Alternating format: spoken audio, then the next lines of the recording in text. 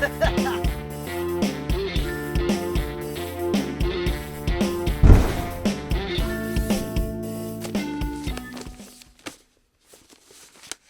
sommes en 2019 et à l'heure où, face aux crises que nous traversons, il est plus que jamais important d'être intellectuellement armé pour tout réinventer, l'actualité est toujours aussi difficile à suivre et parfois à comprendre. Bienvenue dans Mauvaise Presse, l'émission qui décrypte l'information pour vous en s'appuyant sur le travail des médias et des journalistes indépendants. Et pour cette deuxième émission, nous recevons Lorraine Descartes, reporter indépendante qui est spécialiste notamment des violences faites aux femmes, pour parler de féminicide, de leur traitement médiatique et des solutions qui existent face à ce fléau. Bonjour Lorraine. Bonjour. Nous recevons également Cécile Cazenave, journaliste indépendante, qui va nous parler de son travail pour Les Jours sur le mouvement Extinction Rebellion. Bonjour. Merci Cécile d'être venue. Et enfin, Mathieu Mollard, rédacteur en chef du média indépendant Street Press, qui a accepté à la dernière minute de remplacer Inès Belgacem, rédactrice en chef adjointe, pour nous parler de votre campagne de crowdfunding actuelle et de la situation des médias indépendants. Bonjour Mathieu. Bonjour. Vous l'aurez remarqué, Mathieu Mollard n'est pas une femme, mais Inès a eu un empêchement de dernière minute et on a évidemment préféré recevoir Mathieu que de ne pas parler ni de Street Press ni de la situation des médias indépendants. Selon l'ONU, la moitié des femmes assassinées dans le monde en 2017 ont été tuées par leurs compagnons ou des membres de leur famille. 74 secondes de silence pour rendre hommage aux 74 femmes tuées par leur conjoint ou leur ex-compagnon depuis le mois de janvier.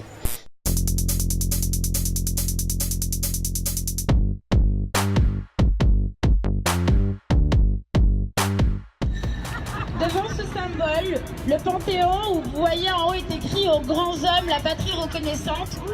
Aujourd'hui, nous souhaitons vous rappeler que aux femmes assassinées, la patrie indifférente. Et donc demain, c'est le Grenelle des violences conjugales. On ne veut pas qu'il y en ait deux, on ne veut pas qu'il y en ait trois, on veut qu'il n'y en ait qu'un. Et que ça change significativement les choses. Pour ça, il faut absolument qu'il y ait des moyens qui soient mis sur la table. Et quand les associations parlent d'1 milliard, c'est basé sur un rapport qui dit qu'aujourd'hui, il n'y en a que 78 millions qui sont mis sur la table. Ça peut paraître beaucoup pour des gens qui ne savent pas à combien coûtent les politiques publiques. Mais en réalité, 78 millions d'euros, c'est rien du tout. Donc, quand on dit c'est au minimum 500 millions, derrière ces 500 millions, il y a des choses concrètes qui se passent. C'est que dans les commissariats, il y a des personnes qui soient formées, des protocoles d'accueil qui soient mis en place, que les choses soient bien faites. On peut faire baisser le nombre de féminicides en France si on fait bien notre boulot et si les politiques prennent leurs responsabilités. Les femmes qui restent avec un conjoint violent s'y résignent en général, faute de moyens matériels et financiers, pour partir avec leurs enfants. Nous allons donc mobiliser 5 millions d'euros supplémentaires pour créer 1000 nouvelles places d'hébergement et de logement d'urgence. Il est un pays où la lutte contre les violences faites aux femmes dans les couples hétérosexuels est devenue une grande cause nationale, et ce depuis 15 ans. L'Espagne a voté dès 2004 une loi qui a notamment mis en place des tribunaux spécialisés et un budget de 200 millions d'euros. Des phrases chocs, des mots crus, les prénoms de femmes assassinées, des cris d'alarme lancés dans des lieux très publics.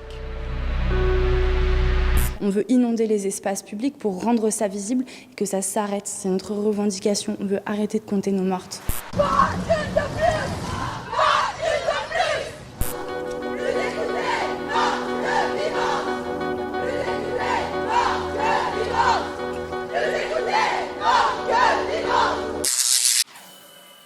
Plus écoutées, mortes que vivantes. La semaine dernière, 114 femmes ont organisé une marche symbolique au cimetière de Montparnasse. Elles ont marché pour rendre hommage aux vies arrachées et rappeler que derrière les 114 femmes tuées par leur conjoint ou ex-conjoint depuis le début de l'année, il y a un visage, une vie, un prénom. Mais surtout que ces meurtres auraient pu être évités. Comme toutes les associations féministes depuis des années, elles demandent une chose, une mobilisation bien plus forte du gouvernement et de la société. Car en France, en 2019, on peut encore être tué parce qu'on est une femme. C'est ce que l'on appelle un féminicide. Ce terme apparu dans la presse ces derniers mois, grâce au travail des associations féministes. Pourquoi ? Pour replacer des crimes individuels dans une logique systémique, pour que cela devienne le problème de tous. Et donc ne plus parler de crimes passionnels, de drames conjugaux, bref, de faits divers, qui ont tendance à minimiser la gravité de ces actes et à les reléguer à la sphère privée. Si le terme féminicide est désormais entré dans le débat public, un long chemin reste à parcourir pour mettre fin à ce décompte macabre. Un chemin qui passera par une prise de conscience collective, un chemin qui est peut-être en train d'être tracé par le changement du traitement médiatique sur le sujet. Rappelons-le, en France, chaque année, 270 000 femmes sont victimes de violences et plus d'une femme est tuée tous les 3 jours sous les coups de son compagnon ou ex-compagnon. Il est plus que jamais nécessaire de déclarer aujourd'hui l'état d'urgence sur les violences faites aux femmes. Et pour comprendre les ressorts de ce drame sociétal, nous allons en discuter avec vous, Lorraine Descartes. Vous êtes reporter indépendante depuis 7 ans. Vous écrivez pour diverses rédactions, principalement sur les violences faites aux femmes et les droits des femmes à l'étranger, en Irak, en Turquie, en Espagne, en Italie, mais aussi en France, où vous avez mené plusieurs longues enquêtes, et notamment une enquête remarquable, je l'avoue, je l'ai vraiment trouvée très très bonne, pour Mediapart en avril 2019. Et pour le 4 heures, vous avez été aussi l'une des premières journalistes à vouloir vraiment mettre un nom et un visage et une histoire derrière les chiffres terribles des féminicides, notamment en racontant l'histoire de Geraldine Sawyer qui a été tuée par son mari avec un fusil de chasse en 2016. La première question que je voulais vous poser, c'est est-ce que vous pouviez nous expliquer rapidement d'où vient le terme féminicide et comment est-ce que vous l'avez découvert ? Le terme de féminicide a émergé dans le contexte des années 70. Ça décrit le meurtre d'une femme parce que c'est une femme. Il a été popularisé par un livre dans les années 90, dirigé par la sociologue Diana Russell, donc dans le monde anglo-saxon. Mais c'est au Mexique et notamment à Ciudad Juárez que ce terme, on va dire, a trouvé une résonance particulière avec un terrain, avec des femmes qui étaient tuées.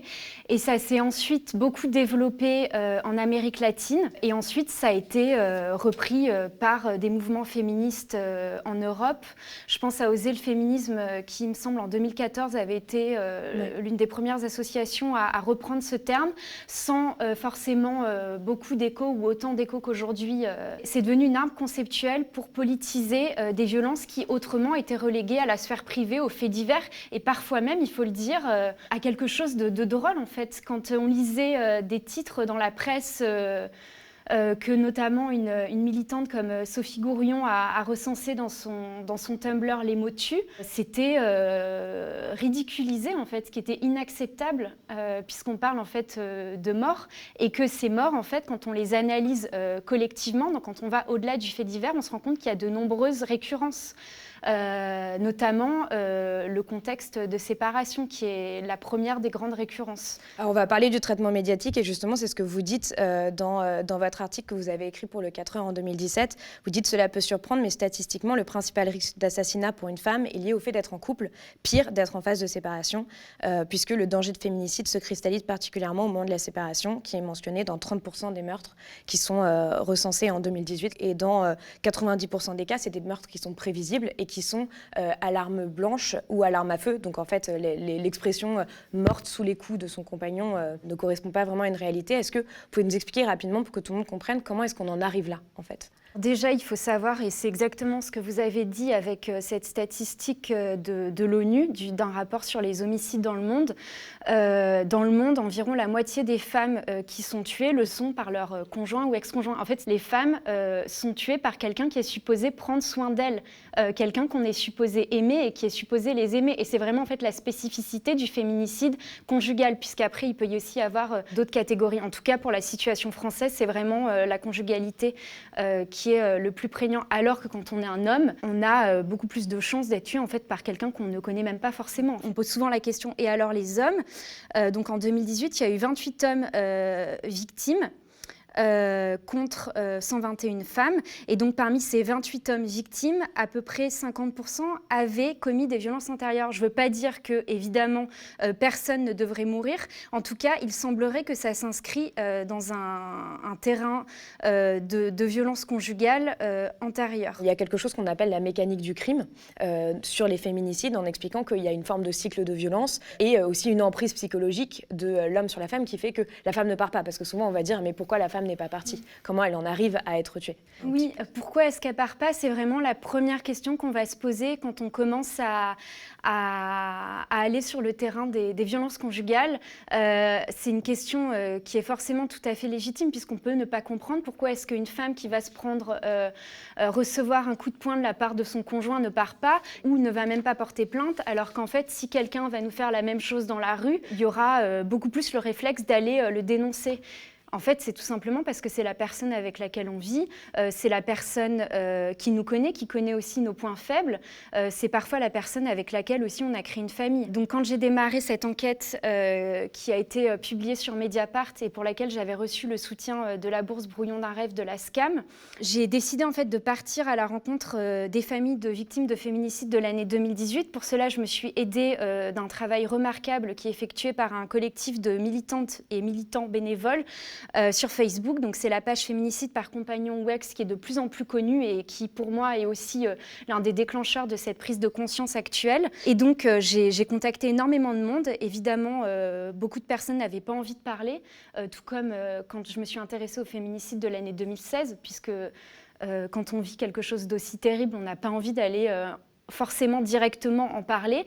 Ça dépend un petit peu. Parfois, par contre, il y avait vraiment des gens qui avaient directement politisé cette colère ou qui avaient juste en fait besoin d'être écoutés. Enfin, en fait, c'est vraiment la question de l'écoute qui est centrale quand on s'intéresse aux violences faites aux femmes. Ces féminicides, ils ont toujours existé, mais c'est que très récemment, et notamment grâce à tout ce que peut refléter ce concept de féminicide, qu'on commence enfin à écouter ces femmes. Et donc, j'ai cherché à retrouver un petit peu leurs paroles à travers leur entourage, et c'est comme ça en fait que je me suis rendu compte que, en fait, très souvent, ces femmes avaient porté plainte, avaient fait des signalements à la police, parfois avaient des téléphones grave danger, étaient sous ordonnance de protection, c'est-à-dire qu'en fait, c'était des situations de danger qui étaient connues. Et la question, c'est pourquoi est-ce qu'on en est arrivé jusque-là? Il y a par exemple, dans l'histoire de Laetitia Schmidt, donc son ex-conjoint, enfin son ex-mari, avait été condamné à du sursis 3 mois avant le meurtre.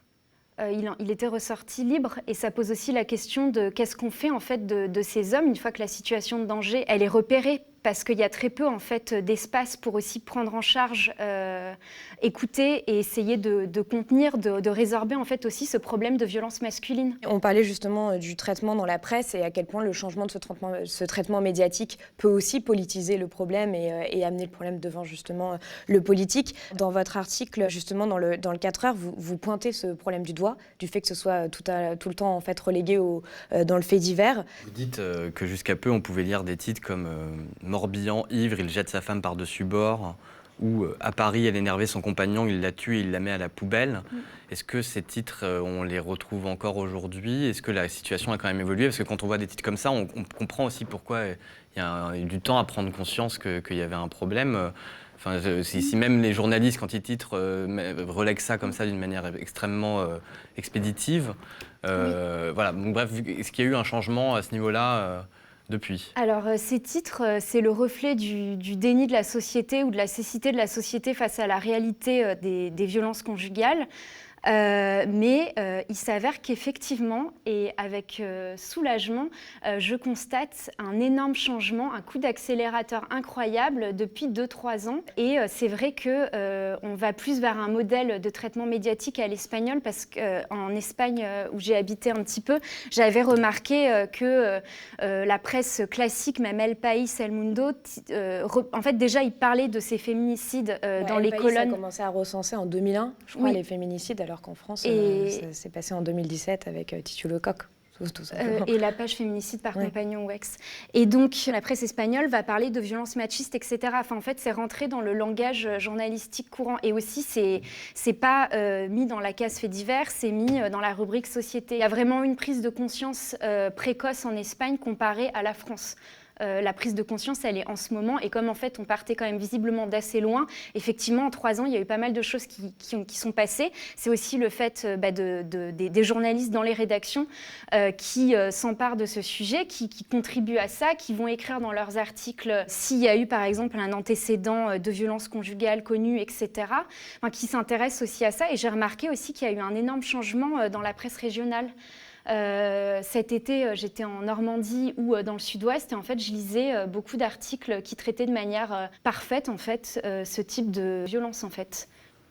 Et c'est grâce au travail notamment du collectif Prenons la Une qui avait fait tout un dossier en fait à l'usage des journalistes pour leur expliquer comment on traitait médiatiquement les violences faites aux femmes. Oui. Et tout ça, ça nous emmène au fait que comme il y a eu un changement dans le traitement médiatique et une prise de conscience, ça a touché la sphère publique et donc ça a aussi contraint les pouvoirs publics à prendre en considération, en tout cas à ne plus pouvoir ignorer cette thématique-là. Et donc je voulais qu'on passe un peu sur la question des moyens. On sait qu'aujourd'hui, les associations disent qu'il faudrait entre 500 millions et 1 milliard d'euros pour régler la question ou en tout cas prendre des mesures efficaces contre les violences faites aux femmes et les féminicides. Le gouvernement actuellement met, il me semble, 79 millions d'euros sur la table par an pour les violences faites aux femmes. Pour les violences faites aux femmes. Donc on voit qu'on est assez loin du compte. Je sais que là, il y a un Grenelle sur les violences conjugales. Est-ce que vous avez le sentiment que ce Grenelle va pouvoir aboutir notamment sur une augmentation des moyens donnés à cette question? Parce qu'on le voit bien, les moyens sont quand même une question fondamentale, essentielle pour faire avancer les choses sur ce sujet. Oui, déjà il faut savoir que toutes ces violences-là dont on parle, en fait, c'est le contribuable qui les paye. En fait, la société paye littéralement de sa poche parce que ça coûte très cher en fait de vivre dans une société dans laquelle il faut prendre des dépôts de plaintes, faire des tribunaux, gérer des instituts, des centres de médecine légale et aussi les conséquences psychologiques sur les enfants, etc. En fait, clairement, ça coûte extrêmement cher. Ça a été chiffré à 3,6 milliards d'euros par an. C'est un collectif de chercheurs qui a été missionné par le service des droits des femmes et de l'égalité qui a chiffré ça. Donc à 3,6 milliards d'euros le coût pour la collectivité et le chiffre des 500 millions d'euros minimum est tiré d'un rapport de la Fondation des femmes. Donc oui, effectivement, il faut mettre les moyens, mais il faut aussi en fait du bon sens, c'est-à-dire d'écouter les femmes quand elles vont porter plainte. Moi, dans les histoires de 2018, je me rappellerai toujours de l'histoire de Razia, qui était une dame qui habitait à Besançon, qui a été donc tuée à coups de couteau dans la rue, ce qui est quand même assez rare puisque normalement ça se passe beaucoup au domicile. Et elle avait déposé 7 plaintes. 7 plaintes. C'est quand même hallucinant en fait. C'est-à-dire que c'était une dame dont la situation était connue en fait des services de police. Et je sais que le commissariat de Besançon, donc c'est ce que j'explique dans l'enquête de Mediapart, a pris des mesures en fait à la suite, notamment parce qu'il a été médiatisé et que comme c'était dans l'espace public, il y a eu un effet encore plus effrayant. Voilà, ils ont installé une salle pour prendre les plaintes séparées en fait. Tout simplement, c'est vraiment du bon sens, c'est-à-dire qu'en fait, quand on va aller raconter en fait que on reçoit des menaces de mort, etc., on n'a pas forcément envie que les personnes autour l'entendent. Il y a besoin aussi d'avoir un environnement pour pouvoir justement parler. Il y a ça et il y a aussi la formation des personnels de police à ce dépôt de plainte. Et aussi à Besançon, il y a la possibilité maintenant de prendre rendez-vous spécifiquement pour aller faire ce dépôt de plainte, notamment ce qui était très intéressant pour cette dame Razia qui était accompagnée par l'association Solidarité Femmes qui a fait un travail remarquable, et je pense notamment à Christine Perrault, la présidente, de pouvoir en fait accompagner ces dames, aussi dans le cas de Razia qui ne maîtrisait pas forcément tout à fait le français, ce qui est aussi un problème quand on doit parler de choses très intimes. Et donc de pouvoir avoir ce rendez-vous pour éviter en fait de mobiliser un traducteur pendant une journée, parce qu'évidemment ça a des coûts aussi. Voilà, après il faut aussi, c'est ce que les associations disent, habituer son regard aussi à pouvoir repérer ce genre de violence, que ça soit des personnels de santé, le médecin, les policiers, mais aussi en fait nous, puisqu'en fait les violences conjugales concernent tout le monde. J'espère pour vous que vous n'êtes pas concernés, évidemment. Par contre, ça peut concerner vos voisins, vos enfants, votre père, votre mère, vos sœurs, vos frères. En fait, c'est partout. Et il faut aussi savoir le regarder et affronter ce problème.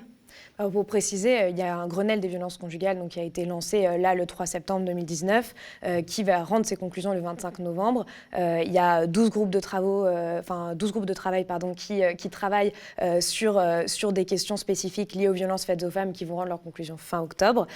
Et pour le moment, il y a quelques petites mesures qui ont été annoncées, notamment le fait, comme on l'a vu dans le magnéto, d'ajouter 1000 places d'hébergement, d'avoir la possibilité pour les femmes de porter plainte à l'hôpital. L'idée d'augmenter significativement le budget dédié à l'égalité homme-femme, mais pas le budget dédié aux violences. Donc c'est aussi une question qui se pose.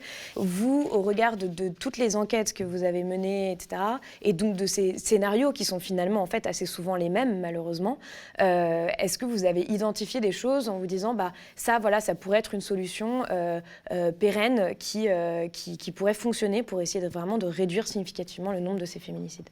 Oui, donc toute l'enquête de Mediapart, c'était de retracer parfois les ratés de la prise en charge de ces femmes une fois que la situation de danger est repérable. La difficulté aussi pour elles d'être entendues, je pense notamment à celle qui témoigne sous anonymat, qui me racontait qu'elle avait porté plainte contre son ex-conjoint 7 mois.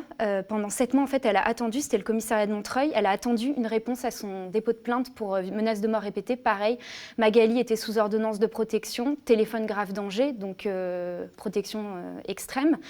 Et en fait, pendant 7 mois, elle n'a eu aucun retour de cette plainte. Et pendant ce temps-là, donc son ex a noué une relation avec une dame qui s'appelait Céloua. Et Céloua fait partie des victimes de 2018.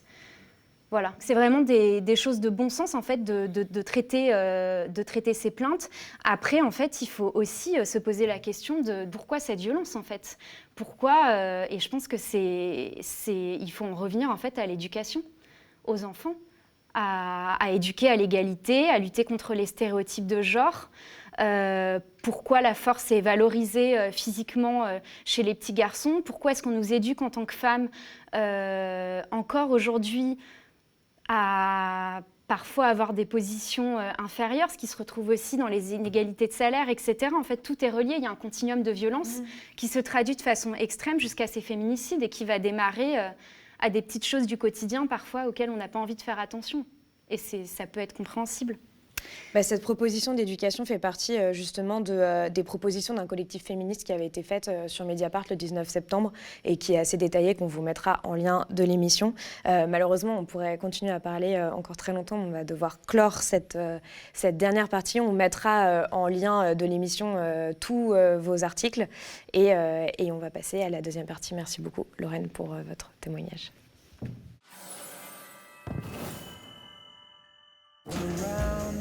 Nous exigeons la réduction immédiate des gaz à effet de serre pour atteindre la neutralité carbone en 2025.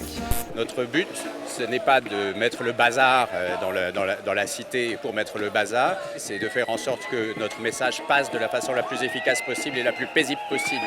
Parce que notre but, c'est que les gens viennent vers nous. Qui s'étaient rassemblés pour, on le voit effectivement, occuper la voie publique. Et là, on voit aussi les forces de l'ordre qui interviennent avec ces gaz lacrymogènes à portée des manifestants. Ils sont à moins d'1 mètre, alors que précisément les règles d'intervention stipulent qu'il faut impérativement plus d'1 mètre de distance. On est à hauteur de visage et des yeux. On ne fait pas de la désobéissance civile pour faire de la désobéissance civile. On fait vraiment de la désobéissance civile parce qu'on veut faire passer un message. Après, quels sont les messages? Vous voyez, quand j'entends il faudrait reconnaître l'urgence écologique et climatique, on l'a inscrit dans la loi. La France n'est pas du tout dans les clous pour respecter l'accord de Paris sur le climat. Moi, mon espoir, c'est que les gens prennent conscience de ce qui se passe et qu'on ne peut plus rester sans rien faire. Le mécanisme est bien huilé. En plein cœur de Paris, sur la très fréquentée place du Châtelet, des dizaines de militants s'activent pour bloquer la circulation. Leurs barricades, ces simples bottes de paille, leurs armes, leurs bras accrochés dans du béton pour ne pas être délogés. Une chaîne, je tourne, comme ça, c'est bien attaché. Après le mousqueton, je l'attache à une barre qui a dedans. Voilà. Une fois qu'ils ont vu qu'ils ne pouvaient pas nous enlever, ils ne peuvent pas aller plus loin. Ils sont obligés de demander à une brigade spéciale de venir pour découper. Voilà. Il y a une instrumentalisation de l'écologie par ces groupes violents. Il faut les réprimer très, très rapidement. Je pense qu'elle aurait mieux fait de s'informer parce que le mouvement, en tout cas en tant que mouvement, revendique la non-violence. De la part d'une ancienne ministre de l'écologie, c'est un peu embêtant de tenir des propos comme ça. Dans le monde entier, la jeunesse marche pour le climat. Cette phrase, on a l'habitude de l'entendre depuis plusieurs mois, en se demandant bien où cela nous mènera. Eh bien, depuis samedi, dans le monde entier, la jeunesse, mais pas que, ne se limite pas à marcher pour le climat. Elle bloque pour le climat, elle occupe pour le climat, elle tague pour le climat, bref, elle désobéit à la loi pour le climat. Le tout, et il est important de le préciser, sans aucune violence. Cette percée de l'écologie radicale et anticapitaliste, de ces personnes qui ont le désir de faire quelque chose, on peut la constater depuis quelque temps, avec l'irruption sur la scène médiatique d'une association, Extinction Rebellion, ou XR en résumé. Avec le blocage du centre commercial Italie 2 et de la place du Châtelet notamment, impossible de ne pas noter la détermination et l'ampleur des actions de ces militants écologistes, prêts à risquer, pour certains, les violences policières, la garde à vue, voire les poursuites judiciaires. Parce que l'avenir cauchemardesque qui nous attend nous effraie davantage que des casiers judiciaires, disait la décrocheuse de portrait présidentielle Marion Hainaut. Il faudrait, selon la chercheuse Erika Chenwes, qu'un mouvement non violent réunisse 3,5% de la population, soit 2,3 millions de personnes en France, pour atteindre leurs objectifs.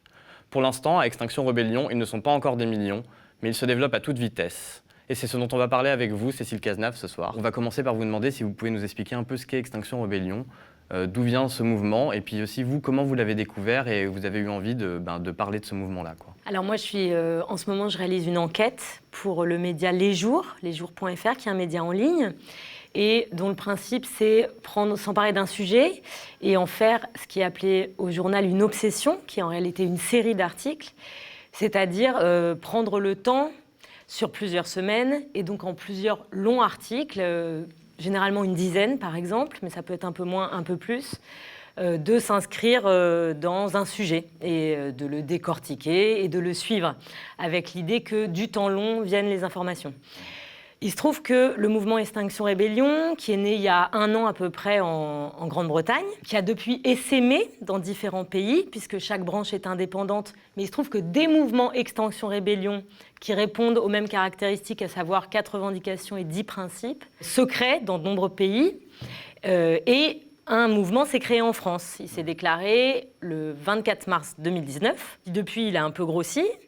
Et cette semaine, qui est la 2e semaine d'octobre, se passe dans le monde entier une coordination d'action de tous ces mouvements qui s'appelle la RIO, la Rébellion internationale d'octobre. Ce mouvement a fait parler de lui au printemps, il y a eu déjà des actions en France et à la rédaction des Jours, on s'est dit que quand même il fallait commencer à regarder de près ce mouvement avant que se mette en route cette Rébellion internationale d'octobre. Et c'est comme ça que je me suis retrouvée en immersion dans ce mouvement depuis désormais plusieurs semaines. Et pour avoir un ordre de grandeur, c'est à peu près combien de milliers d'adhérents? Je pense que ça se compte en milliers d'adhérents. Alors, je vais juste rectifier un peu votre lancement. Extinction Rebellion, ce n'est pas une association, okay. Donc il n'y a pas d'adhérents. C'est un mouvement, personne n'adhère à rien, il n'y a pas de cotisation, ce n'est pas une ONG, il y a des membres. Alors, on peut malgré tout essayer de les compter, parce qu'en France, mais dans d'autres pays également, c'est un mouvement dans lequel rentrent les gens par l'intermédiaire notamment d'un outil numérique, qui est un forum de discussion, et qui permet aux militants, qui se nomme La Base, et qui permet aux militants d'échanger des informations et puis de s'organiser sur un certain nombre de points. Et sur cette base, qui a été montée par une poignée de gens, puisqu'il faut bien monter l'outil numérique, hein, il ne tombe pas du ciel, donc ça a été monté par une poignée de gens il y a moins d'1 an, ils étaient une petite dizaine, et aujourd'hui, on compte 10 000 inscrits sur cette base. Ça ne veut pas dire qu'il y a 10 000 personnes qui sont prêtes à participer à une action, à prendre des risques juridiques sur cette action éventuellement. Ce que un des administrateurs bénévoles, comme toute personne dans ce mouvement, m'a expliqué, c'est que sur ces 10 000 inscrits, on peut compter 300 inscrits qui l'utilisent quotidiennement. Donc l'utiliser quotidiennement, ça veut dire être très actif. Parce que pourquoi on l'utilise? On l'utilise pour échanger des messages, partager des idées, dire j'ai telle idée, qui veut s'y mettre avec moi, qu'est-ce qu'on fait de telle question, etc. Donc on peut imaginer qu'il y a 300 militants d'Extinction Rebellion qui se nomment entre eux les rebelles, puisqu'il s'agit de se rebeller, puisqu'il s'agit d'accomplir des actes illégaux qu'ils estiment légitimes, mais illégaux. On peut estimer qu'il y a 300 personnes très très actives dans ce mouvement. On entendait Ségolène Royal dire que ce mouvement était violent, etc. Et vous pouvez nous parler des valeurs du mouvement, de ce qu'il revendique? Ségolène Royal aurait mieux fait, je crois, de tourner cette fois sa langue dans sa bouche avant de faire des déclarations. Parce que précisément, c'est un mouvement qui revendique haut et fort sa non-violence, comme d'autres mouvements de désobéissance civile, hein. Ce n'est pas le seul mouvement de désobéissance civile, mais il se trouve que la non-violence est au cœur des principes qui sont la colonne vertébrale. Et par ailleurs, il se trouve que c'est la non-violence qui permet à ce mouvement de recruter de nouveaux inscrits et de nouveaux volontaires pour y participer. Et ça, c'est quelque chose qui ressort beaucoup du terrain, de ma rencontre avec ces militants, et de ma rencontre avec éventuellement des nouveaux militants qui disent tous nous, on se sent de s'inscrire dans ce mouvement parce qu'il y a la non-violence. Et ça, c'est le point commun entre tout le monde. Après, il y a des différences entre tous ces gens. Il y a une sociologie qui est très diverse, non ? Des profils qui... Ce qui semble intéressant dans ce mouvement, et peut-être, parce que je pense qu'il n'y a pas eu encore de sociologue qui a décortiqué ce mouvement, parce qu'il est très jeune, tout simplement, il a moins d'1 an en réalité. Mais ce qui ressort de mes rencontres, c'est qu'en effet, un de ses succès, c'est de pouvoir rassembler des gens qui ne se ressemblent pas tout à fait. Ils se ressemblent un peu, mais pas tout à fait. Alors quand je dis pas tout à fait, ça veut dire qu'on trouve des tranches d'âge vraiment différentes. Le mouvement français a fait comme un préambule à la semaine de rébellion internationale qui était l'occupation d'un centre commercial Italie 2 à Paris. Dans ce centre commercial où les militants, et donc moi, puisque je couvrais cet événement en tant que journaliste, je le précise parce qu'on m'a posé la question de savoir si j'étais militante. Je suis donc journaliste en immersion dans ce mouvement. Sommes restés très très longtemps enfermés dans ce centre commercial. Et il y avait des très jeunes gens. Il y avait également des lycéens en fait. Il y avait des lycéens, des étudiants. Mais on croise aussi beaucoup de gens trentenaires, des gens qui ont 40 ans, des gens qui ont 50 ans et même des retraités qui sont certes, semble-t-il, moins représentés. Dans ces gens, il y a des gens qui ont des familles, qui ont des métiers et qui ont des emplois. Ce n'est pas des militants professionnels qui ne feraient que ça de leur temps, loin de là. Et en particulier, dans les nouveaux recrutés, par exemple, il y a un des articles que j'ai produit pour Les Jours, pour cette série, qui est consacré à une journée de formation à la désobéissance civile. Puisque l'idée du mouvement, c'est que, certes, il faut recruter, mais il faut former, bien évidemment. Pourquoi faut-il former ? Pour rassurer les gens, pour leur expliquer en quoi ça consiste de s'inscrire dans une action de désobéissance civile, mais aussi les rassurer sur le fait qu'ils sont capables de le faire et qu'est-ce qu'ils peuvent faire dans ces actions. D'ailleurs, c'est bien que vous en parliez, parce que c'est là-dessus que je voulais rebondir. Je voulais qu'on aborde la question notamment de la désobéissance civile, parce qu'on a l'impression que c'est aujourd'hui un nouveau moyen potentiel pour les citoyens d'agir. C'est-à-dire que face à un pouvoir public qui semble relativement sourd aux revendications et incapable de prendre des décisions qui permettent de changer les choses, les gens, on a le sentiment que le vote peut paraître superflu, ou en tout cas qui peut ne plus paraître suffisant pour beaucoup de gens, et que du coup, il y a une envie de trouver une solution pour faire des choses. Et c'est vrai que les marches, c'est ce que je disais au début dans mon édito, on a vu beaucoup de marches qui n'ont pas semblé donner beaucoup de résultats. Et donc, du coup, aujourd'hui, il y a des gens qui semblent vouloir passer à une étape supérieure, certes non violente, mais quand même déterminé et engagé. Un exemple dans votre article de quelqu'un qui parle de ça, je vais juste la lire. Il y a 2 types d'actions, toujours non violentes, des actions symboliques qui permettent de sensibiliser les gens et des actions de perturbation et de blocage, explique-t-elle à un petit groupe qui s'est formé sur la coursive. On est sur une stratégie d'escalade, on recommence jusqu'à ce qu'on y arrive, sans violence et sans dégradation, sauf si elle est utile et nécessaire. Elle parle des dégradations, pas des violences. Parce qu'on a vu quelques tags et quelque chose comme ça. Je pense que c'est plutôt à ça qu'elle fait référence quand on parle des dégradations. Vous en parliez, il y a plein de gens différents. Il y a des gens âgés, il y a des gens très jeunes. Et j'imagine que tous ces gens n'ont pas le même regard sur la désobéissance civile et sur ce que ça peut impliquer, notamment potentiellement de prendre des coups de matraque, de se faire arrêter par la police, d'aller en garde à vue. Et donc, moi, la question que j'avais envie de vous poser, c'est est-ce que dans vos observations, vous avez le sentiment que ça peut devenir une méthode qui peut être généralisée, qui peut être utilisée par le grand nombre, ou est-ce que vous avez le sentiment que ça va malgré tout rester une méthode de petits groupes très déterminés et qui donc ne pourra pas avoir un effet de masse, quoi. Alors moi, j'ai pas de sentiment par rapport à cette question, mais en revanche, je peux vous donner le sentiment des militants d'Extinction Rébellion.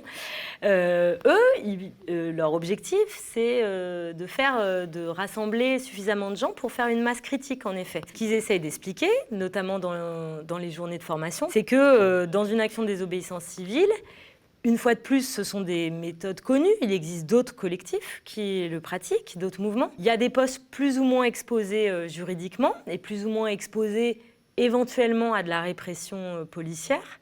Je dis éventuellement parce que ça ne se passe pas tout le temps comme ça.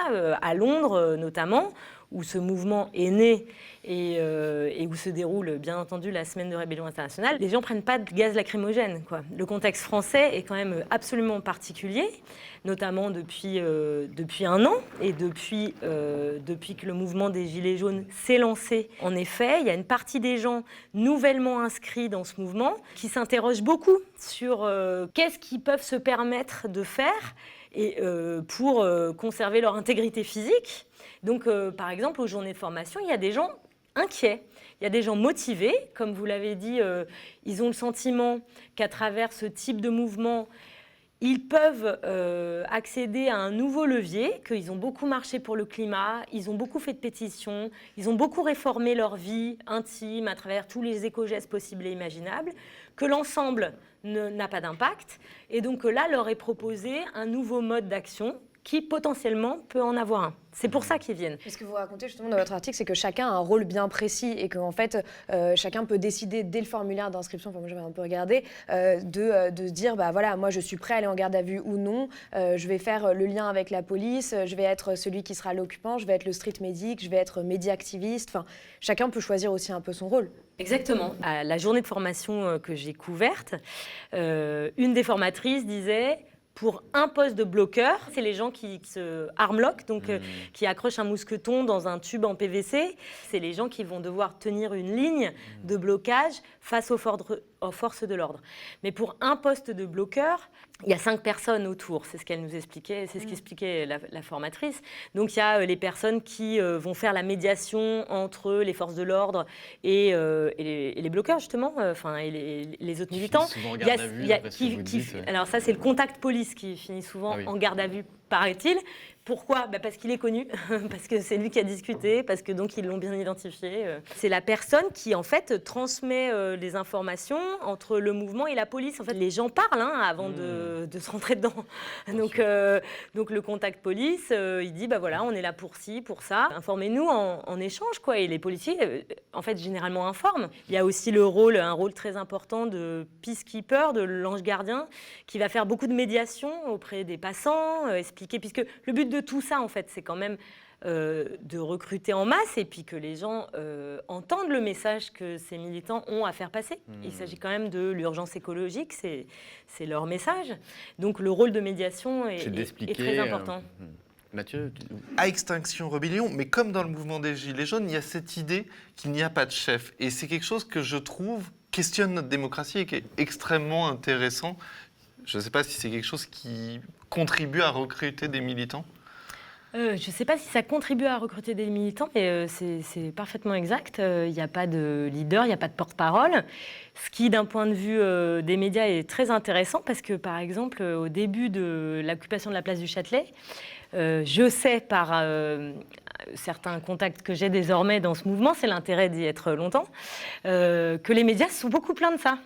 C'est-à-dire, les chaînes de télé, les radios, on dit, mais en fait, on s'adresse à qui peut nous dire les choses ? Tout le monde peut vous dire les choses, mais c'est un mode de fonctionnement qui, en effet, bouscule énormément les pratiques habituelles, et en particulier pour les médias, mais pour tout le reste, bien entendu. En effet, c'est un point absolument intéressant. Mais que mettent pas mal en avant, d'ailleurs. Qui mettent beaucoup en avant, parce qu'en fait, ce en quoi ils croient, et qui est un de leurs principes, c'est l'autonomie des gens. Donc l'autonomie des groupes qui font des actions, mais aussi en fait, l'autonomie en général, quoi. Donc, et il y a un système de discussion sous forme d'assemblée générale, à laquelle d'ailleurs tout le monde peut aller pendant les occupations, qui est vraiment intéressant à voir, parce qu'il y a une parole qui circule, il faut aboutir à un consensus. Donc en effet, ça bouscule beaucoup les modes de décision traditionnels. J'avais vu notamment que le mouvement s'inspirait beaucoup du travail de l'éco-psychologue Joanna Macy, qui parle du travail qui relie, qui dit qu'il faut faire face à la crise climatique à travers l'entraide. Et elle dit notamment aussi qu'en fait, dans l'histoire du réchauffement climatique, il y a 3 grands chapitres. Il y a le business as usual, il y a le retournement, donc le début de prise de conscience, et cette idée du grand tournant. Est-ce que les militants au sein d'Extinction Rebellion, et même vous, au regard de ce que vous avez vu dans cette évolution, vous pensez qu'on pourrait imaginer là ce grand tournant? Moi, j'en sais absolument rien. Vraiment pas. Mais là, vous parlez de travaux d'une éco-psychologue américaine qui, en effet, compte beaucoup dans ce mouvement, qu'ils appellent, eux, la culture régénératrice, et qui consiste, en effet, à dire que si on peut toujours, par exemple, arrêter de produire des gaz à effet de serre, mais si on n'a pas changé profondément notre rapport au vivant, ça ne sert à rien, parce qu'on peut les arrêter, et puis la génération suivante, ça redémarrera, etc. Donc il s'agit de réformer en profondeur notre rapport au vivant. Il y a des applications très concrètes à cette philosophie, je dirais. La bienveillance entre les membres du mouvement, le fait de porter attention à l'autre, qui sont des principes je l'ai vu très respecté. Et en effet, j'imagine que c'est une des raisons pour lesquelles un mouvement qui se rencontre sur un outil numérique à 10 000 peut quand même fonctionner, discuter et monter des actions, parce qu'il faut discuter à 10 000 quand même. Je pense que c'est un des éléments qui fait que ça fonctionne. C'est un des éléments qui est très critiqué par des groupes aussi extérieurs à Extinction Rébellion. Donc ces derniers jours, on a vu fleurir sur Twitter, en gros, des critiques qui disent « Qu'est-ce que c'est que cette bande de hippies ? Qu'est-ce que c'est que votre révolution de bisounours ? Est-ce que vous croyez que c'est en plantant des fleurs qu'on va y arriver ?» Donc c'est un élément qui soude très fortement les militants de ce mouvement, mais qui, de l'extérieur, est critiqué. Voilà, je dirais, on peut le présenter comme ça. Après, la question que vous me posez, c'est savoir si c'est le grand tournant. Ce que je peux vous dire, c'est qu'au sein d'Extinction Rébellion, ils pensent qu'il est temps d'amorcer ce grand tournant, qu'il n'y a plus le temps de faire autrement. Et c'est une des raisons pour lesquelles ils décident de se mettre dans l'action et dans l'action de désobéissance civile non violente. On en profite juste avant que vous filiez pour faire un petit point sur les jours, si vous pouvez nous dire un peu. Alors les jours, c'est un média qui est né il y a 3 ans et demi maintenant, qui fonctionne sur ses abonnés. Il y a 11 000 abonnés actuellement, il en manque encore entre 1 000 et 2 000 pour atteindre l'équilibre financier. Les jours, ils sont presque, mais il faut les faire encore. À l'intérieur, il n'y a pas de publicité, c'est l'idée de fonctionner uniquement sur abonnement et de tout miser sur le journalisme. Il y a les séries, qu'on appelle les obsessions, mais qui sont des enquêtes dont certaines ont été récompensées. Il y a eu un prix Albert Londres et puis il y a une nomination maintenant pour une nouvelle série. Il y a l'idée de fabriquer des histoires vraies, c'est le Netflix du journalisme, on pourrait dire ça comme ça. Juste avant que vous partiez, on a l'habitude de demander à nos invités une recommandation d'un contenu qui les a inspirés récemment. Eh bien moi je vous recommande la série La fin du monde sur Les Jours, parce que c'est une série un peu déprimante dans son contenu, mais écrite, et ça c'est aussi une caractéristique du jour, avec un ton qui permet de soutenir ce type d'informations, qui sont quand même une crise écologique majeure. Et une fois qu'on a lu La fin du monde, on a très envie de lire Extinction Rébellion Action. Super, merci beaucoup d'être venu, et donc à très bientôt. Merci à vous, merci de votre invitation. Au revoir. Street Press a commencé sur le terrain. C'était urgent pour nous de raconter le monde tel qu'il est vraiment, de sortir de la caricature. On en avait marre de ne pas voir notre quotidien, de ne pas voir les victimes d'injustice dans les médias classiques. Ça fait 10 ans qu'on existe maintenant et contrairement à d'autres, on n'a aucun milliardaire qui nous finance. Seulement, aujourd'hui, on a besoin de vous. Sinon, on mettra la clé sous la porte. Notre travail commence toujours dans la rue, aux côtés de celles et ceux dont on parle. On va là où la plupart des journalistes ne veulent pas mettre les pieds. On a dévoilé l'affaire des jets privés pour expulser les migrants de Calais, donné la parole à des victimes de violences policières dans les quartiers, battu le pavé pendant les manifs de Gilets jaunes. Mais produire cette information a un coût. Il faut du temps, du matos, des journalistes. Et notre travail nous vaut aussi quelques emmerdes. On est régulièrement attaqué en justice et même si on remporte les procès, il faut payer ceux qui nous défendent. Au total, c'est 40 000 € qui nous manquent pour boucler l'année. Il nous reste jusqu'au 15 novembre, sinon on devra fermer. En fait, c'est simple. On veut tous des médias vraiment libres qui portent notre parole. Alors il faut les soutenir. Ça passe par de l'argent pour que Street Press continue d'exister. Et ça passe aussi par la diffusion de ce message.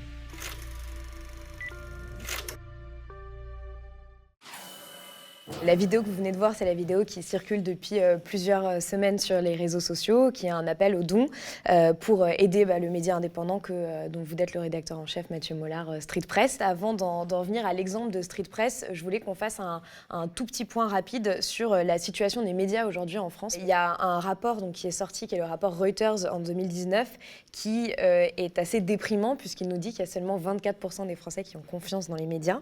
Et le plus grand paradoxe, c'est que la chaîne la plus regardée est BFM TV, mais c'était aussi la chaîne dans laquelle les Français ont le moins confiance, avec une cote de confiance donc à 4,94 sur 10. Pour simplement donner un ordre de grandeur, Libération est à 5,75 sur 10, Mediapart à 5,94 et Le Monde à 6,36 sur 10. Et la France est 32e au classement Reporters sans frontières. C'est aussi une des raisons pour lesquelles il y a de plus en plus de médias indépendants qui se créent ces dernières années. Et puis en fait, nous, on avait envie d'abord, donc pour commencer, de vous poser la question à chacun d'entre vous de ce que c'est pour vous un média indépendant. Je pense qu'il n'y a pas un seul type de média indépendant. Il y a des médias indépendants et c'est ce qui fait la richesse du paysage médiatique français. Il faudrait qu'il y en ait plus. On peut être indépendant en étant indépendant des capitaux. On sait qu'en France, la plupart des médias sont propriété d'une poignée d'hommes d'affaires extrêmement riches. Et au-delà de leur richesse, ce qui pose problème, c'est que leur cœur de métier, ce n'est pas de faire du journalisme ou de produire de l'information. Leur cœur de métier, c'est, pour Xavier Niel, de vendre de la téléphonie. Quand on vend de la téléphonie, la 5G, la 4G, placer un émetteur, tout ça, c'est des autorisations d'État. Donc, être propriétaire d'un média aussi important, aussi influent que Le Monde, c'est s'ouvrir des portes. Ça ne veut pas dire que les journalistes du Monde ont Xavier Niel qui leur tient la main pour écrire leurs articles. Moi, je ne pense pas ça. J'ai des copains au Monde et je crois qu'ils font leur travail de manière indépendante. Mais par contre, c'est utilisé comme outil d'influence politique. Pour vous, c'est quoi un média indépendant, rapidement? Alors un média indépendant, c'est un média qui est indépendant du capital, c'est un média qui a un point de vue, un regard indépendant sur la société, et c'est un média qui s'ouvre aussi à une vision du monde qui est différente de celle qu'on voit dans les médias mainstream qui, au final, se ressemblent beaucoup les uns et les autres. Moi, je voudrais juste rebondir sur ce que tu as dit et je pense que l'importance de faire du journalisme indépendant, c'est aussi de pouvoir apporter justement ce regard qui n'est pas forcément pris en compte dans les structures classiques. Pour rebondir donc, sur ce que je connais très bien, les questions de violences faites aux femmes ou les affaires qu'on aurait pu qualifier pendant longtemps de bonnes femmes, qui étaient longtemps cantonnées en fait, à la presse dite féminine et ce qui n'était pas normal, grâce justement à une pluralité de regards, sont arrivées dans la presse généraliste et sont même rentrés au cœur de l'actualité. Et c'est la raison pour laquelle je suis ici ce soir. Du journalisme indépendant, c'est un journalisme avec une pluralité de regards pour pouvoir en fait couvrir de nombreux secteurs de la société et pas en passer certains sous silence ou oublier de les regarder tout simplement. Ça ramène à la question de la diversité du profil des journalistes, qui est quand même une question en France. La question centrale aussi pour les médias indépendants, c'est celle du modèle économique. C'est un problème que vous rencontrez aujourd'hui donc, chez Street Press. Est-ce que vous pouvez nous expliquer un peu, en quelques mots, ce qu'est Street Press et pourquoi vous l'avez créé? Pourquoi est-ce que vous vous êtes dit, là, dans le paysage médiatique, il manque un média comme celui-ci et on a envie de le créer? Street Press, ça a été créé, pas par moi, mais il y a 10 ans. Et à cette époque-là, il n'y avait pas de médias qui s'adressaient aux jeunes. Il n'y avait pas Society, Vice n'était pas en France. Il y avait tout un tas de médias très sérieux qui s'adressaient à des gens âgés et quelques médias qui s'adressaient aux jeunes, mais pour parler vulgairement, en considérant que les jeunes étaient cons et s'intéressaient qu'aux trucs people. Et à ce moment-là, Joe, qui crée Street Press, il se dit « Je veux faire un média qui parle aux jeunes, qui utilise le ton des jeunes, qui s'intéresse aux problématiques qui intéressent les jeunes. C'est pas que des sujets concernant sur la jeunesse, bien sûr qu'il y en a, mais l'environnement, les questions de la place des migrants dans la société, le changement de société, c'est tout un tas de sujets que la jeunesse porte et qui se questionnent. Donc c'est un média qui a été fait pour parler aux jeunes, par des jeunes. Après, comme moi, on a vieilli, on devient un peu moins jeune, mais il y a des collègues qui nous ont rejoints, et Cléo, la dernière journaliste qui a rejoint l'équipe de Street Press, elle a 22 ans, et c'est une force parce qu'elle a un regard sur la société, elle a une expérience de vie qui n'est pas la même, et c'est ça le point de départ de Street Press. Avec aussi l'idée de dire que dans ces médias très sérieux qui existaient à l'époque, qui pour beaucoup existent toujours, il y avait tout un tas de causes, de sujets d'indignation qui n'étaient pas portés. Un exemple concret, les violences policières et notamment dans les quartiers populaires. Il n'y a pas longtemps, j'ai relu mon premier article fait sur l'histoire d'un collégien qui s'était fait casser le bras pendant une garde à vue dans le 19e arrondissement. J'ai recontacté l'avocat qui le défendait à l'époque et cette histoire-là, elle n'est jamais allée au bout, il n'y a pas eu de procès, etc. Et il n'y a pas de procès aussi parce qu'il n'y avait pas à l'époque de médias qui en parlaient. Quand on parlait des violences policières il y a 7, 8 ans, personne n'en parlait ou très très ponctuellement. Aujourd'hui, c'est arrivé sur le devant de la scène, on parlait des féminicides, qui est un sujet extrêmement important. C'est parce que des militants, des médias indépendants qui ont commencé à porter ces sujets qu'aujourd'hui, ils touchent les médias mainstream. Et avec Street Press, on essaye de faire ça. On porte des causes, des thématiques auxquelles on croit pour essayer qu'elles infusent dans la société. Et si demain, Le Monde ou TF1 parlent des sujets dont on parle, tant mieux. On aura fait avancer les choses. Vous êtes dans une situation financière compliquée aujourd'hui puisqu'il vous manque 40 000 € pour finir l'année. Pourquoi est-ce que c'est un problème général de toute façon pour les médias indépendants comme vous, la difficulté à trouver un équilibre économique? Tous les médias indépendants qui n'ont pas d'argent qui émane d'un grand groupe industriel ou d'un actionnaire riche se posent la question de comment gagner leur argent. Et chacun essaye de trouver sa réponse. Il n'y en a pas une seule, il n'y a pas la pierre philosophale et je ne pense pas qu'il y en a qui aient tort et d'autres qui aient raison. Le média, vous demandez à ceux qui vous regardent de vous soutenir pour que cette information existe et c'est important. Les jours, Mediapart fonctionne sur le principe des abonnements. À Street Press, on avait un modèle économique. On a toujours un modèle économique qui nous a permis de tenir 10 ans, et en ça, je pense qu'il n'était pas mauvais. On a une partie de l'équipe, une petite partie, qui produit des vidéos, du contenu qu'on vend à des ONG, des entreprises. Ça n'apparaît pas sur Street Press, ça nous permet de gagner de l'argent, et ces bénéfices, au lieu de les mettre dans la poche d'un actionnaire, on les met dans un média. Ça, c'est 65% du chiffre d'affaires de Street Press. Street Press, pour qu'on se rende compte, c'est 400 000 € par an pour fonctionner et pour payer les 7 salariés. La majorité des coûts, c'est d'ailleurs les salaires, c'est le travail des journalistes. Cette année, parce qu'il y a un peu moins de sous qui est rentré, parce que la conjoncture économique, je ne sais même pas vraiment expliquer pourquoi, après il y a d'autres facteurs, mais il nous manque 40 000 €. Alors il y a des facteurs extérieurs, il y a les procès. On se mange des procès depuis des années, et puis cette année encore plus. Street Press, c'est 13 000 € de procès cette année qu'on doit aux avocats, ceux qui nous défendent, qui gentiment nous font crédit, parce que pour l'instant on ne les paye pas. Mais il y a ça, il y a le manque de revenus publicitaires. On fait des documentaires, on fait des interviews, mais quand ça parle de sujets un peu sensibles, YouTube les démonétise. On a fait un documentaire d'1 heure consacré aux Gilets jaunes. C'est un travail long, c'est plusieurs mois de travail, d'enquête, etc. Ce documentaire, on a décidé de le mettre sur YouTube en accès libre pour que tout le monde puisse y avoir accès, comme tout le contenu de Street Press, parce que qu'il existe une information gratuite, c'est un enjeu démocratique. Mais YouTube, au moment où on l'a mis en ligne, a démonétisé. Ça nous a rapporté 0 € ce documentaire. Et c'est pour ça qu'aujourd'hui, on demande à nos lecteurs de nous sauver, parce qu'on a des factures en retard, nos avocats, d'autres, il faut qu'on les paye, et on demande 40 000 € pour revenir à l'équilibre. Mais dernière question, est-ce que ce sera, pour vous, est-ce que ce sera le sauvetage qui va mettre une rustine ou est-ce que vous avez la possibilité là de voir un peu à long terme en fait? Parce qu'on a l'impression que si vous dites 40 000 € pour boucler l'année, on se dit bon bah dans ce cas après qu'est-ce qui se passe quoi? L'un et l'autre. 40 000 €, c'est ce qui nous manque cette année pour boucher le trou. Après, ces 40 000 €, c'est 10% du modèle de Street Press. On ne tient pas que de ça. Et puis on a lancé d'autres choses. On a déposé un dossier au CNC pour financer du documentaire.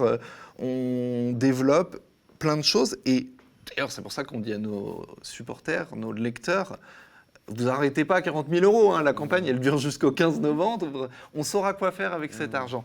Et on veut créer une communauté autour de Street Press. On pense qu'aujourd'hui, le journalisme, il ne doit pas s'arrêter au moment où on met en ligne un contenu.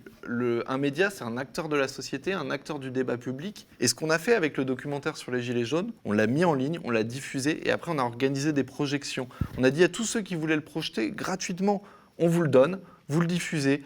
Et nous, tant qu'on peut, on vient, on anime des débats, on participe à des discussions avec des avocats, avec des militants, des gilets jaunes, des citoyens. Et on veut poursuivre ça, on veut organiser cette communauté pour faire vivre le débat public. Et aussi parce que plus on aura une communauté de gens qui nous soutiennent, plus notre média il sera solide, il sera fort.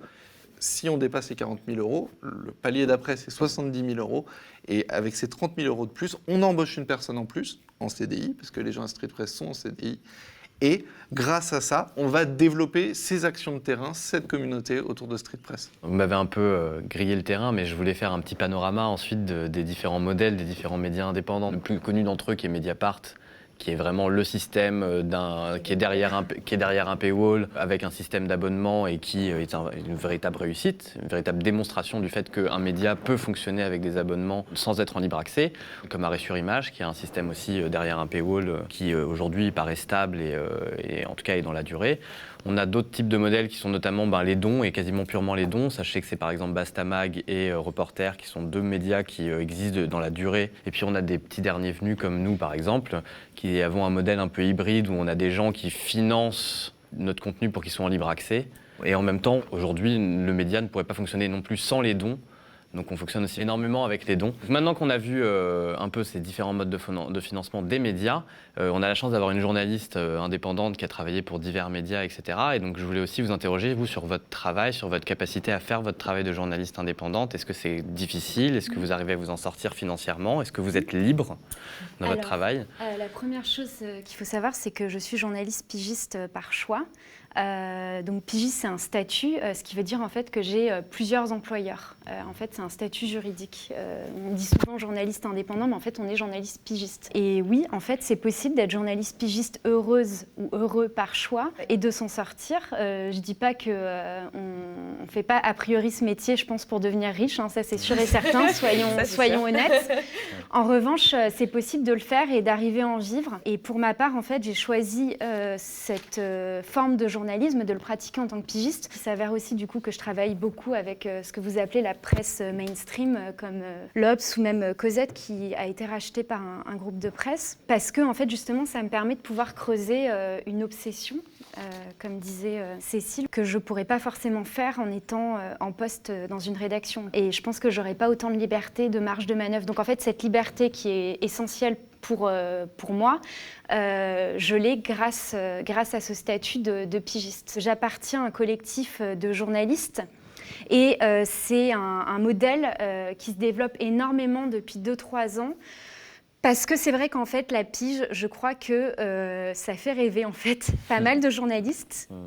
Par contre, effectivement, tous les aspects... on peut se sentir un peu seul. Exactement. En fait, la solitude du pigiste, ça peut exister quand on est tout seul, par exemple, sur les féminicides, pendant 7 mois, aller rencontrer des histoires comme ça. C'est vrai que ça fait du bien parfois d'avoir un bureau, des collègues, de pouvoir en parler, de pouvoir échanger. En fait, tout ce qu'on a en fait dans une rédaction. Et moi, en fait, j'ai ça grâce à mon collectif Les Journalopes. Donc, les Journalopes, c'est un petit pied de nez, bien sûr, puisque c'est une insulte, en plus à connotation sexiste. Donc, on s'est réapproprié l'insulte un petit peu comme une blague. Et donc, on est 6 femmes journalistes et on couvre un spectre assez large des thématiques de société. Je pense à Justine Brabant, qui travaille beaucoup sur l'armée et qui vient de sortir un livre aux arènes. Ouais. On l'a reçu il y a une semaine. Parfait. Judith Duportail. Judith Duportail, qui est incroyable avec son livre que je vous invite à lire, L'amour sous algorithme, aux éditions de la Goutte d'Or. Donc, une enquête sur Tinder. Première en France à travailler sur ça, il faut le souligner. Pauline Verdusier, qui travaille beaucoup sur les questions de sexualité, qui en ce moment explore les à-côté de la prostitution, du travail du sexe, notamment pour l'émission Les Pieds sur Terre sur France Culture. Je vous invite à écouter ces podcasts. Il y a Audrey Lebel qui fait des grands reportages sur la condition des femmes dans le monde, notamment pour la chronique d'Amnesty International. Et il y a Cerise Sudry-Ledu qui habite à Istanbul et qui couvre l'actualité turque, et je peux vous dire qu'il y a du travail là-dessus.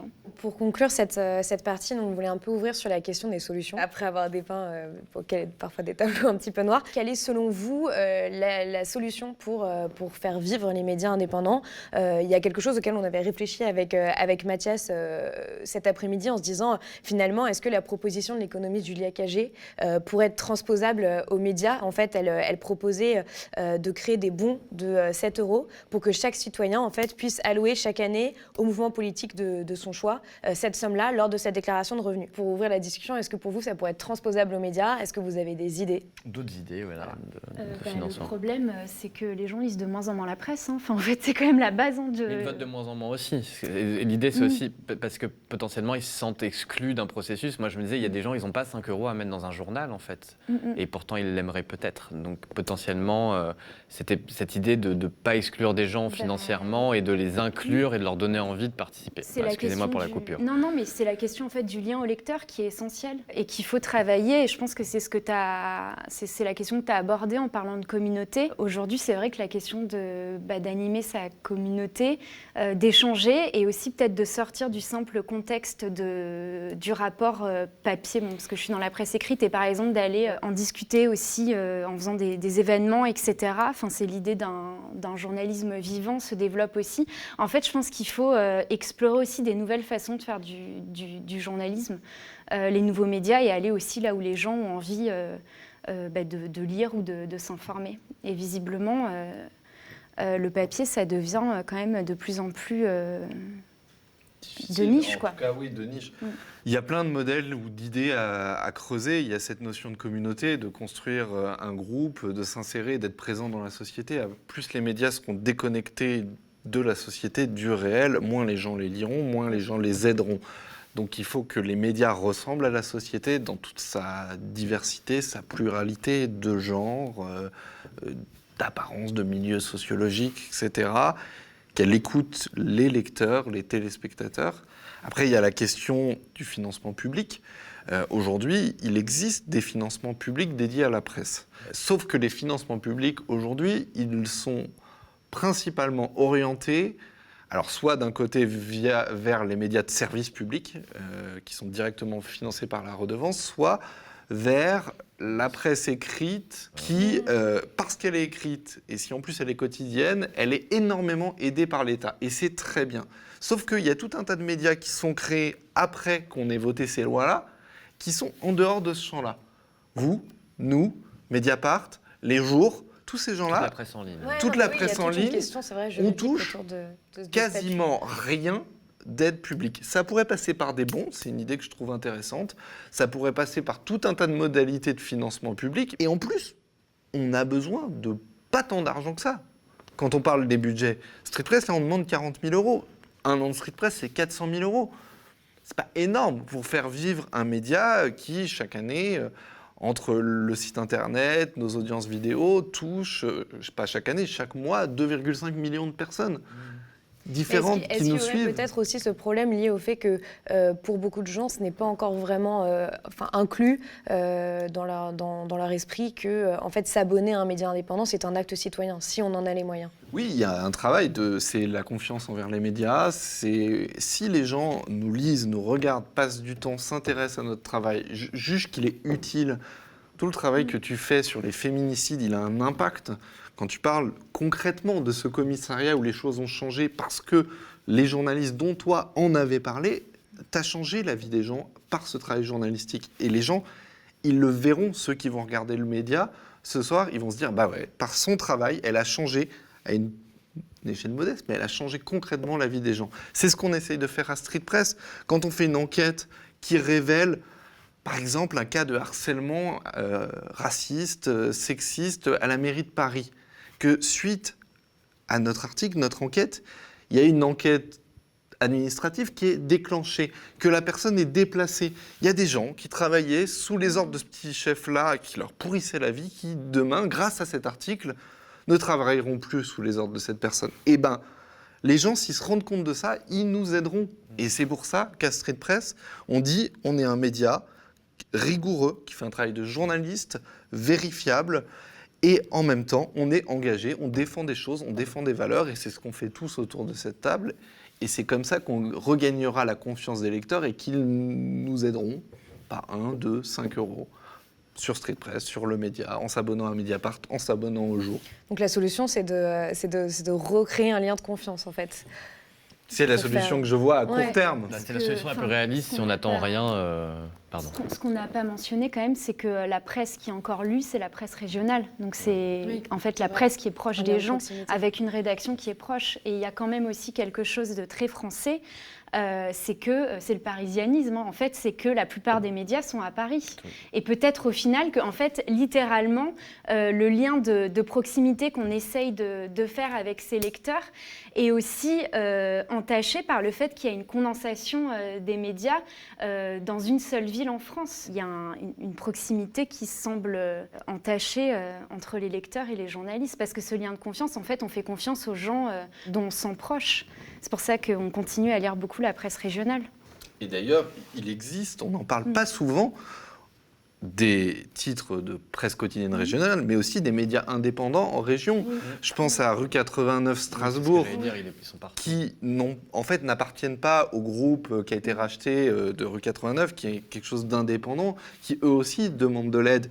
Il existe Médiacité, qui est présent dans plusieurs villes, qui fait un travail d'investigation qui est absolument formidable. Et en ce moment, comme Rue 89 Strasbourg, ils demandent à ce qu'on s'abonne. Il faut absolument le faire à l'approche des municipales encore plus. Il y a Mars Actu, on a vu ce qui se passe à Marseille sur la politique, sur le logement indigne. C'est des gens qui font un travail vraiment formidable et il faut les soutenir.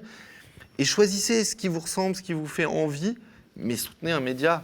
Pour terminer l'émission, on a commencé à prendre cette habitude avec la première, c'est de vous demander à chacun un contenu qui vous a inspiré récemment. Alors moi j'ai pensé à un peu une personne de base par rapport à mon sujet, c'est l'entretien avec Gisèle Halimi qui est paru dans Le Monde, qui a été fait par Annick Cogent, c'est sa série Je ne serais pas arrivée là-ci, qui a été publiée le 22 septembre 2019 et vous pouvez le lire sur Internet, qui est génial. Et aussi, lisez La cause des femmes si vous pouvez.